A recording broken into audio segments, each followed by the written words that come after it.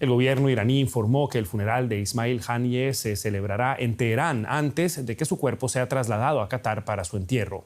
Haniyeh llevaba varios años residiendo en Doha, desde donde gobernaba la organización.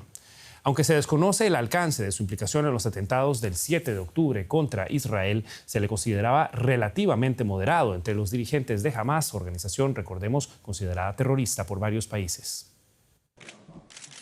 Estas imágenes de Ismail Haniyeh junto al nuevo presidente de Irán fueron tomadas horas antes de ser asesinado en Teherán, donde asistió a la investidura de Masoud Pezeshkian. Haniyeh abandonó Gaza hace varios años y dirigía a Hamás desde el exilio en Qatar. Nacido en el campo de refugiados del Shati, cerca de la ciudad de Gaza, se unió a Hamás a finales de los 80. Haniyeh fue ascendiendo y llegó a ser el primer ministro de la Autoridad Nacional Palestina en 2006. Nombrado líder de Hamás en 2017, siguió ejerciendo de jefe político incluso después de abandonar la Franja de Gaza. La Unión Europea, Estados Unidos y otros países consideran a Hamás una organización terrorista. Según el grupo radical palestino, varios ataques aéreos israelíes en abril mataron a 3 de los hijos de Haniyeh, además de 4 de sus nietos. En aquel momento, Haniyeh insistió en que sus muertes no afectarían al diálogo sobre el alto el fuego y los rehenes. Pese a su firme posición, algunos diplomáticos consideraban a Haniyeh más moderado que otros miembros del ala dura del grupo.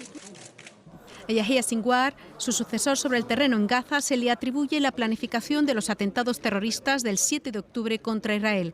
Se desconoce el alcance de la implicación de Haniyeh. Pese a todo, Israel lo considera responsable y lo incluyó en una lista de objetivos potenciales.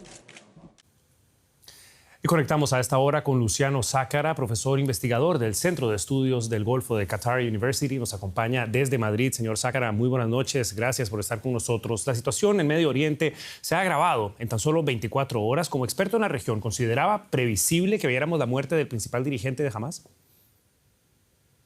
Era previsible, de hecho hace bastante tiempo que se pensaba que esto podía suceder. Lo que pasa es que mientras estuviera Haniyeh en Qatar era poco posible que Israel pudiera hacerlo porque Qatar es un aliado de Estados Unidos y es donde está la base principal de Estados Unidos, y eso hubiera puesto a Estados Unidos y a Qatar en una posición bastante complicada, teniendo en cuenta que Haniyeh, sobre todo, estaba en Qatar a pedido de Estados Unidos e Israel para tener un interlocutor entre Israel y Hamás para poder negociar algunas cosas. Y de hecho era posible cierto tipo de negociaciones para el cese del fuego y la liberación de los rehenes, porque esta oficina existe en Qatar.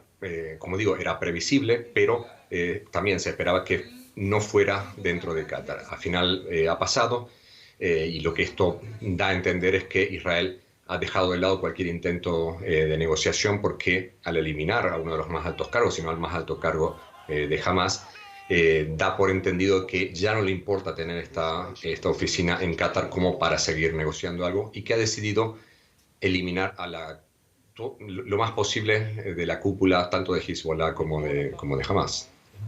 Llama la atención sobre todo el silencio del gobierno israelí hasta el momento. ¿Qué significa todo esto para la organización Hamás y para su habilidad de continuar justamente negociaciones en medio de un conflicto que se recrudece?